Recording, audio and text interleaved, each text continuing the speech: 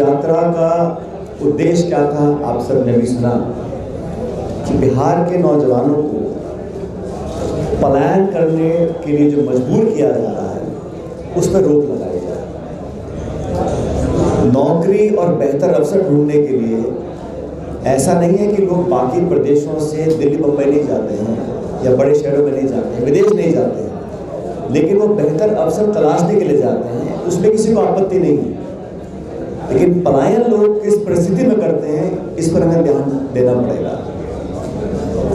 अव्यवस्था, गरीबी, लाचारी, अविश्वास, जिस जिले गांव देहात में लोगों को मन में विश्वास नहीं है कि हम 2 जून की रोटी कमा सकते हैं, BA करने के बाद भी नौकरी के नाम पर छलावा मिलेगा, अधिकार के नाम पर लाठी मिलेगी, तो मजबूरन बच्चियों का पेट पालने के लिए जो लोग प्रदेश छोड़कर जाते हैं। और शकील भाई सही कह रहे थे, पूरे देश में आज बिहार के लोग जाकर मजदूरी का काम करते हैं, लेबर का काम करते हैं, छोटे मोटे रोजगार ढूंढते हैं।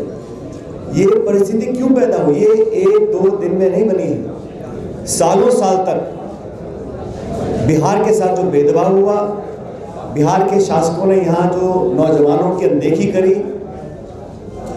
2 पीढ़ियां निकल गई और आज ये हालात बन गए हैं कि पूरे बिहार के नौजवान अपना भविष्य अंधकार में देखते हैं। और ये बहुत दुख की बात है। बिहार हिंदुस्तान के सबसे युवा राज्यों में से एक है और बिहार के नौजवान में जो प्रतिभाएं हैं, जो अपार उम्मीद है, संभावनाएं हैं, उसको तलाशने के बजाय, उनको ढूंढने के बजाय, उनको संवारने के बजाय उनसे मुंह मोड़ा जाता है। जो लोग सत्ता में बैठे हैं पटना में आज, माननीय मुख्यमंत्री जी कितने सालों से मुख्यमंत्री हैं और 2024 के लोकसभा चुनाव के समय अगर आपको मोदी जी को समर्थन देना ही था, क्योंकि आपके समर्थन से वो सरकार बनी है दिल्ली में, नीतीश कुमार जी को अगर मोदी जी को समर्थन देना ही था तो बिहार के नौजवानों के लिए 10-20 लाख नौकरी मांग लेते, हमें बुरा नहीं लगता। अगर समर्थन की कीमत बिहार के नौजवान का भविष्य होता तो हम भी कहते आप जाइए, कोई बात नहीं। जो भाजपा 400 पार का नारा देकर लोगों को भ्रमित कर रही थी चुनाव प्रचार में,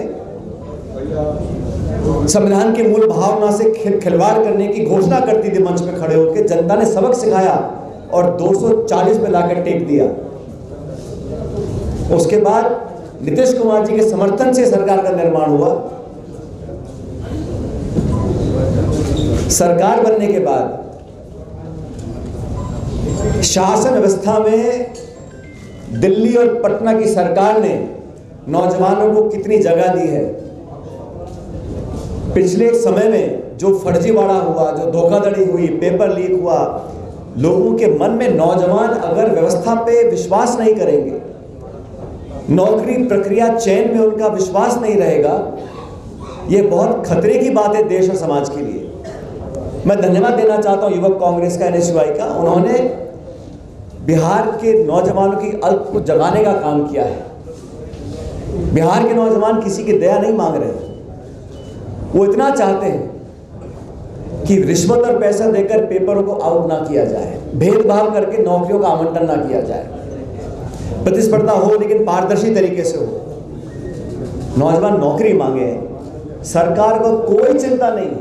सत्ता में रहने की उम्मीद हर राजनीतिक दल को होती है और मैं इसको बुरा नहीं मानता हूं, लेकिन जब इतने लंबे समय तक बार बार मौका लेने के बावजूद इन 20 सालों में कितने लोगों के भविष्य की चिंता करी है। आज लाखों लाख नौजवान बिहार के संभावनाओं को समाप्त होते देख अलग अलग राज्यों में जाते हैं। हम लोगों ने जवाबदेही तय करने के लिए इस यात्रा को निकाला। 26 दिन तक इस भीषण गर्मी में इस सैकड़ों नौजवान चले और आज मुख्यमंत्री से मिलने का समय मांगा है और पूछना चाहते हैं कि जिस प्रधानमंत्री को आपने हजारों हजार DNA के सैंपल भेजे थे, बिहारी अस्मिता का आपने उनको चैलेंज किया था, वही बिहारी आज आप नौजवान नौकरी मांग रहे हैं। क्या आप दिल्ली